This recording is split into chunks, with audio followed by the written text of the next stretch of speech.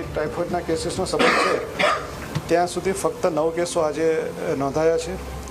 એની સામે 10 કેસીસ ને પેશન્ટને ડિસ્ચાર્જ કરવામાં આવ્યા છે અને અત્યારે હાલ 84 જેટલા કેસીસ જે છે એ ગાંધીનગર સિવિલ હોસ્પિટલમાં સારવાર હેઠળ છે અને કોઈ પણ દર્દી એ ક્રિટિકલ કન્ડિશનમાં કે એવી કોઈ કન્ડિશનમાં છે નહીં. બધા જ જે દર્દીઓ છે એ ખૂબ જ સારી કન્ડિશનમાં છે, એટલે આવતા દિવસોમાં પણ આ ડિસ્ચાર્જનો એ આંકડો વધવાનું અનુમાન છે.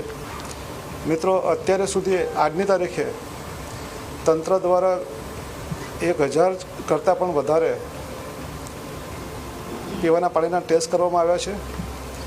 એમાં પાણી જે છે એ દરેક જગ્યાએ પીવાને લાયક ટેસ્ટમાં પુરવાર થયું છે, એટલે એવો કોઈ પાણીની ક્વોલિટીનો કોઈ પ્રશ્ન નથી.